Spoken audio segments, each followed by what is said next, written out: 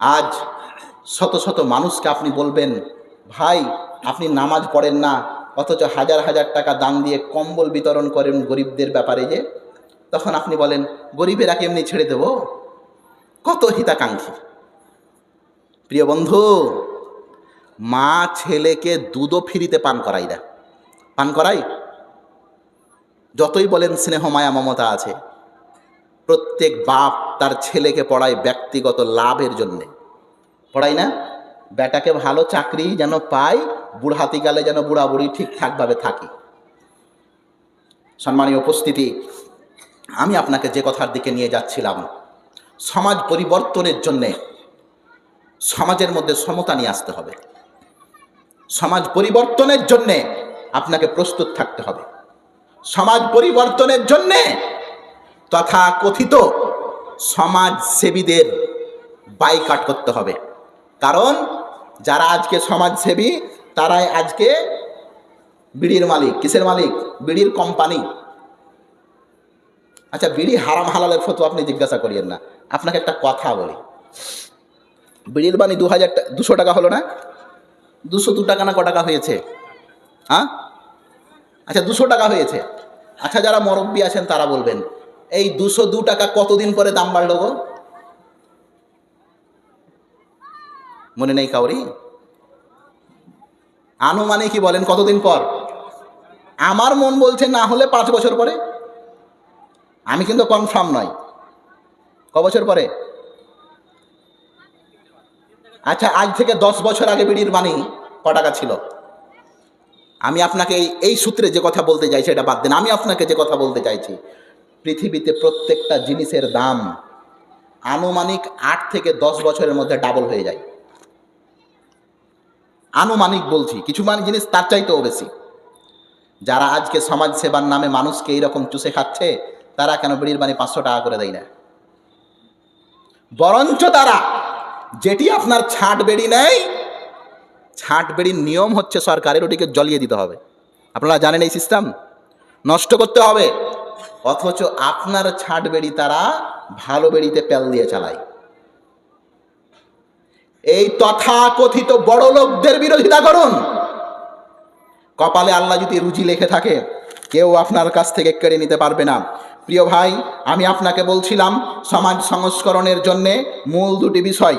এক, আপনি সমাজের মধ্যে ইনসাফ নিয়ে আসেন, সমাজের মধ্যে সমতা নিয়ে আসেন। উঁচু আর নিচু এই দিক নির্দেশনাগুলিকে বন্ধ করেন এবং শোনেন।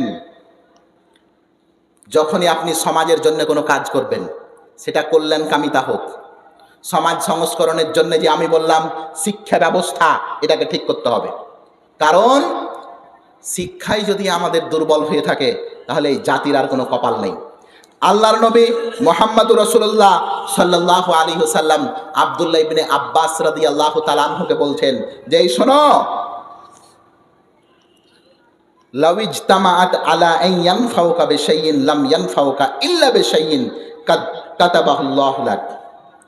পুরো পৃথিবীর মানুষ যদি এক হয়ে যায় আর তোমার কোনো লাভ বা তোমার কোনো ক্ষতি করতে চাই, তো তোমার কিছুই করতে পারবে না। কিন্তু হ্যাঁ, আল্লাহ যতটুকু চাই ততটুকু হবে। এরই জন্যে মনে যে কথা ভরেছেন যে অমুক পার্টির পতাকা যদি বাড়িতে না লাগায় তাহলে বড় বাবু ফোন করে ডাকবে, আর অমুক পার্টির হই হই রব করে আপনি বাড়াবেন, এই মন মানসিকতা বন্ধ করেন। বন্ধ করবেন কি? আপনি মনে হয় ওই ভোটের সময় পোল্টি খেয়েছিলেন, খাননি? মেম্বারেরা তো আপনারা বাপটাকে জায়গির নিয়ে নিয়েছিল 1.5 মাস। জায়গির বুঝেন না আপনারা? ওই মুলবি সাহেবেরাকে খাওয়াই না টিফিনে, কি বলে ওটাকে? মুলবি সাহেবেরাকে গ্রামের লোক জায়গির নেয়, আর আপনারা বাপটাকে 1.5 মাস জায়গির নিয়ে নিয়েছিল মেম্বার প্রধানেরা। একদিন 1 ফুল, একদিন 2 ফুল, একদিন বিনা ফুল, এই 7 দিন পার হতে হতে ফের শুরু থেকে শুরু করলেন।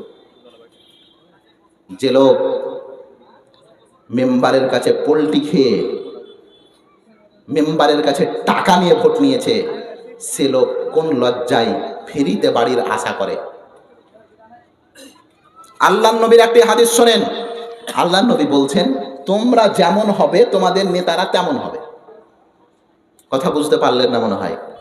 তোমরা যেমন হবে তোমাদের নেতারা তেমন হবে, ভুল তো কিছু নেই।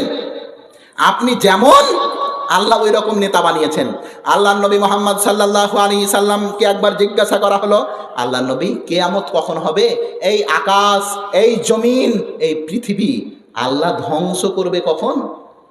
তখন আল্লাহ নবী বললেন, যখন আমানতের খেয়ানত হবে। কি হবে? আমানতের খেয়ানত তো বোঝা খুব মুশকিল। আমানত মানে ওই মসজিদের টাকা ক্যাশিয়ারের কাছে রেখেছেন যেমন তেমনই ঘুরিয়ে নিতে হবে, ওটার নাম আমানত? না শুধু ওটাই আমানত? আমানত এটাও যে আপনি ইসলাম বাদ দিয়ে অন্য কোনো কৃষ্টি কালচার, অন্য কোনো মতবাদে বিশ্বাস রেখেছেন, এটাও আমানতের খেয়ানত। আল্লাহ নবীকে জিজ্ঞাসা করা হলো, আল্লাহ নবী কিয়ামত কখন হবে? আল্লাহ নবী বললেন, আমানতের যখন খিয়ানত হবে। আল্লাহ নবী আমানতের খিয়ানত কখন হবে? আল্লাহ নবী বললেন, যখন অযোগ্যরা নেতা হবে। কারা নেতা হবে? কথা বলে না। আল্লাহ নবী কি বললেন? কিয়ামত তখন হবে যখন আমানতের খিয়ানত হবে।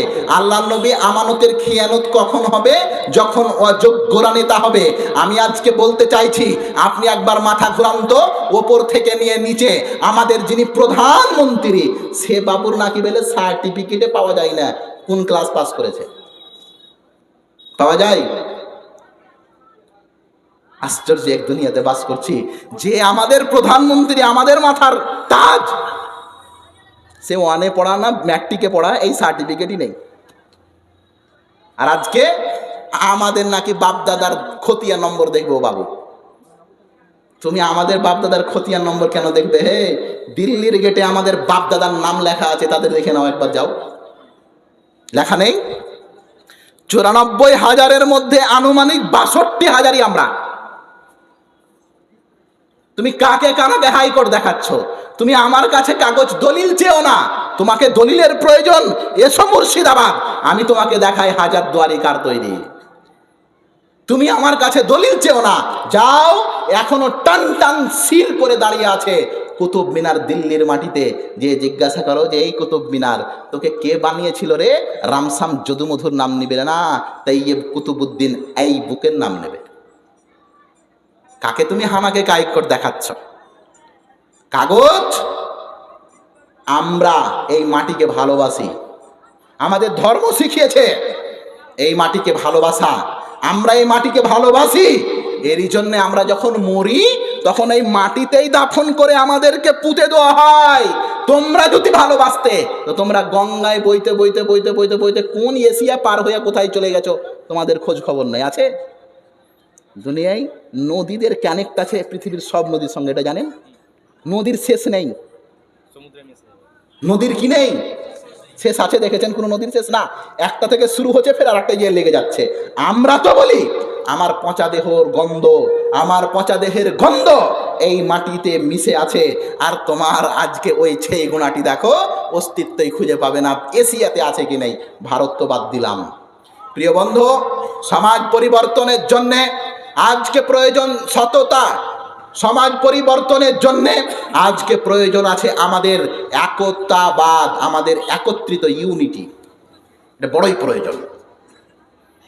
প্রিয় বন্ধু শোনেন, আমরা যে যেমনই হই না কেন, একটা কথা মনে রাখবেন, ভাই ভাই শত্রু যখন হয়ে যাবেন, পাশের বাড়ির লোক কিন্তু মজা নেবে। বুঝতে পারলেন না? এই লোক এখন নেই গো, যে আপনি আপনার বেটাকে বোকা বাড়ি থেকে বের করে দিয়েছেন, তো পাশের বাড়ির লোকটা আপনার বেটাকে এই কথা বলবে যে তোকে বকেছে তোর বাপ, এতই রাগ করার কি আছে? এই লোক নেই। বরঞ্চ এই লোকের অভাব নেই যে তোর কোনো দোষী ছিল না, তুই সব করেছিস, আর তোকে তোর বাপ মারলে। দুনিয়া বড়ই আশ্চর্য। এই দুনিয়া এমন একটি পরিস্থিতি, বিপদ যখন আসে তখন কোনো বন্ধু, কোনো পার্টির লোক কেউ আপনার খোঁজ খবর নেই না। পরিবার, আত্মীয় স্বজন, এরাই হচ্ছে আপনার রক্তের যারা, তারাই হচ্ছে আপনার মেন লোক। সমাজ সংস্করণের জন্যে সত্যবাদিতা হন, সত্য কথা বলতে শিখেন। ছোট্ট ছোট্ট ছেলে মেয়েদেরকে কি করেছেন বলেন তো? আল্লাহু আকবার। 4 বছরের বেটি আপনার স্যান্ডেল পরতে জানে না, জানে? ডানেরটা বামে পড়ে, বামেরটা ডানে পড়ে। 4 বছরের মেয়ে আপনার কোথায় পেশাব করতে হয় আর কোথায় করতে হয় না এটা জানে না, এর জন্য বিছানায়ও পেশাব করে দেয়। 4 বছরের ছেলে আপনার কোন হাতে খেতে হয় আর কোন হাতে খেতে হয় না এটা জানে না। আমি বলি না যেগুলো জানে না বলে তার ত্রুটি, কিন্তু আপনি বলেন তো বাবা হিসাবে, যে মেয়ে যে ছেলে খেতে জানে না, পড়তে জানে না, সেই মেয়ে সেই ছেলে মোবাইল থেকে ছোটা ভীম তো ঠিকই বের করতে পারে। কোন সমাজে বসবাস করছি? এটা কি সমাজ? দিনের দিন ধর্ষণের প্রগতি বেড়ে যাচ্ছে। আমরা একটা যুগে পড়েছিলাম যে পশ্চিমা দেশগুলি হচ্ছে জেনার কারখানা। আজকে পশ্চিমা দেশ নয় ভাই, আজকে আমাদের মুর্শিদাবাদের মাটিও অনেকটা নোংরা হয়ে গেছে এইরকম মন মানসিকতা। আপনি ভাববেন না আপনার কলিজার টুকরা আপনার বেটি, আপনি মনে করিয়েন না যে আমার বেটি সাবালক নয়। এই সমাজে এই রকম কুলাঙ্গারও কিছু আছে যারা 5 বছরের মেয়েকেও ধর্ষণ করে মেরে দিয়েছে। অনেক সময় ভাবতে হয় আমিও একটা বেটির বাপ, আমারও একটি ফুটফুটে ছোট একটি বেটি আছে। অনেক সময় চিন্তা করতে হয় কোন সমাজে বাস করছি। প্রিয় বন্ধু, সমাজ আপনাকে তৈরি করতেই হবে, যে সমাজের অন্যায়গুলোকে বাধা দিতেই হবে। যে নবী মুহাম্মদ রাসূলুল্লাহ সাল্লাল্লাহু আলাইহি সাল্লাম বললেন, কিয়ামতের পূর্বে এমন একটা যুগ আসবে যে ওই সমাজে যদি মানুষেরা দিন ধর্মের উপরে টিকে থাকে তাহলে 50 জন শহীদের সমান নেকি পাবে। আল্লাহ নবী আশ্চর্য, কেমন কথা বলছেন? খালি বেঁচে থাকাটাই ওদের এত নেকির কাজ? আল্লাহ নবী বলেন, হ্যাঁ। কোন যুগটা?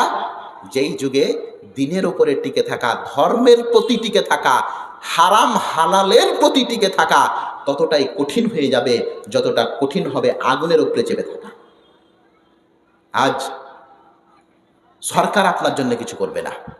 যেই সরকার পতিতার সার্টিফিকেট দেয়, পতিতাকে হালাল বলে, পতিতাকে বৈধ বলে, সেই সরকার আপনার মেয়ের আপনার কন্যার ইজ্জত বাঁচাবে? আমাকে তো আশ্চর্য লাগলো, ভারতবর্ষের একজন উঁচু পর্যায়ের মন্ত্রী পতিতার পক্ষে কি লিখেছেন জানেন? তিনি বলছেন পতিতালয়ের অভাবেই এত ধর্ষণ হচ্ছে। আস্তাগফিরুল্লাহ। কেন? তার বক্তব্য হলো মানুষ যৌবিক চাহিদা পূরণের জন্য কোনো পথ পাই না, তখন এই কাজ করছে। আস্তাগফিরুল্লাহ। কি গোবর আর গোবরের মুত পান করবে এরা, আর এই রকম চিন্তা ভাবনা হবে। কি হবে? যারা গরুর গোবর খায়, গোবর খাওয়া দেখেননি, আর গরুর মুত খায়, তো যারা গোবর আর গরুর পেশাব পায়খানা খায় তাদের ব্রেন যদি পতিতাকে বৈধতার প্রমাণ না দেবে তো দেবে কাতে? যেই দেশে পরকীয়াকে বৈধতার প্রমাণ দেয়, আস্তাগফিরুল্লাহ, সেই দেশে আমার এবং আপনার বেটিকে, আমার এবং আপনার কন্যাকে তো আমাকে আপনাকেই বাঁচাতে হবে। প্রিয় ভাই, সমাজ সংস্করণের জন্যে বিশেষ করে যেটা লক্ষ্য রাখবেন, এক অপরের কল্যাণকামী হন, শত্রু নয়। আমরা প্রতিযোগী নয়, আমরা মুসলিম। আল্লাহ পাক রব্বুল আলামিন বলছেন কোরআন মাজিদের মধ্যে স্পষ্টভাবে, ইন্নামাল মুমিনুনা ইখওয়া ফাআসলিহু বাইনা আখাওয়াইকুম। আল্লাহ পাক রব্বুল আলামিন বলছেন যে মুসলমানেরা এক অপরের ভাই। আমরা এক অপরের কি? ভাই। এদের মধ্যে দ্বন্দ্ব হতে পারে, এদের মধ্যে দুটা কথা হতে পারে, কিন্তু বন্ধু এক অপরের বিরুদ্ধে লাঠি নিয়ে বের হইয়েন না। সমাজের জন্যে কিছু করেন। আপনি একবার ভেবে দেখেন, যদি আপনি এই সমাজের জন্য না ভাবি, আমার আপনার পরিস্থিতি কত জটিল হয়ে যেতে পারে। আল্লাহ পাক রব্বুল আলামিন কোরআন মাজিদের বিভিন্ন জায়গায় সমাজের ব্যাপারে যেই সমস্ত কথাগুলি বলেছে, রাসূল সাল্লাল্লাহু আলাইহি সাল্লাম দেখেন স্পষ্টভাবে আমাদেরকে জানিয়েছেন যে জাবির রাদিয়াল্লাহু তাআলা আনহু থেকে বর্ণিত, তিনি বলেন যে আল্লাহর নবীর সঙ্গে আমরা ওয়াদা করেছিলাম, আল্লাহর নবীকে এই ব্যাপারে কথা দিয়েছিলাম যে আল্লাহর নবী আমরা নামাজ পড়ব, আল্লাহর নবী আমরা যাকাত দেব, ওয়া নুসলিহ কুল্লি মুসলিমিন, এবং প্রত্যেক মুসলমানের হিতাকাঙ্ক্ষী হব। এক মুসলমান অপর মুসলমানের শত্রু কি করে হতে পারে? এটা হওয়া যাবে না। আজকে কাফেরেরা সব একত্রিত হয়েছে, অন্য ধর্মকে গালি দেওয়া তাদের কাছে একটা ধর্ম হয়েছে। ধর্ম হয়নি? বেলডাঙ্গার খবর তো ভুলে গেছেন, ওটা শামশেরগঞ্জের খবর নয় না? নবী মুহাম্মদ রাসূলুল্লাহ সাল্লাল্লাহু আলাইহি ওয়াসাল্লামের চরিত্র নিয়ে কথা বলা হলো, আল্লাহকে গালি দেওয়া হলো এই মুর্শিদাবাদের মাটিতে। আর আমাদের নেতা মন্ত্রীরা আমাদেরকে বৈঠক করে বললো যে শান্তির বার্তা দেন। কিসের বার্তা?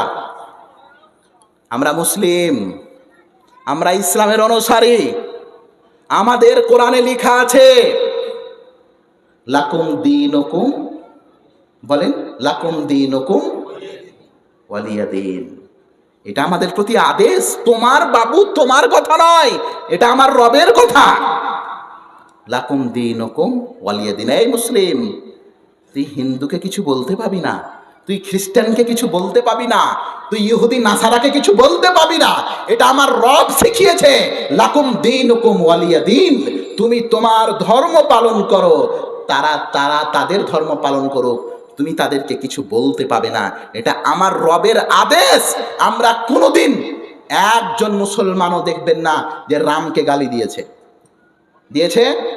যদি দেয়, বিরোধিতা আমরাই করেছি, বরঞ্চ তোমরাই আমার আল্লাহকে গালি দিয়ে হেডলাইনের লাইট তৈরি করেছ। কোথায় বেলডাঙ্গা আর কোথায় শামশেরগঞ্জ? শামশেরগঞ্জের লোক দেখতে পায় আর বেলডাঙ্গার ওসি বাবু বেলে দেখতে পাই না। ও কানাকে হাইকোর্ট দেখিয়ে দিল, ওই দেখো কানা, এই হচ্ছে হাইকোর্ট। আমি বলি পরিকল্পিতভাবে এটা আল্লাহর রসুলকে বেইজ্জতি করা হয়েছে, কিচ্ছু নয়। মুসলিম তোমার পাওয়ার দেখতে চেয়েছে, আমি বলি না তুমি পাওয়ার দেখাও, আমি বলেছি তুমি সমাজ সংস্করণের জন্য নিজেকে নিবেদিত করো। কিন্তু হ্যাঁ, তথাকথিত সমাজ সংস্করণ নয়, কোনো ক্লাবের ভিত্তিতে নয়।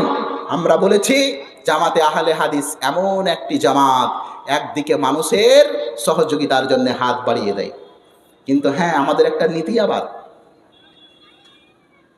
5 কেজি চাল দিয়ে 18টা ছবি ফেসবুকে ছাড়ি না। আমরা এটা বিশ্বাসই রাখি না। আল্লাহর নবী বলেছেন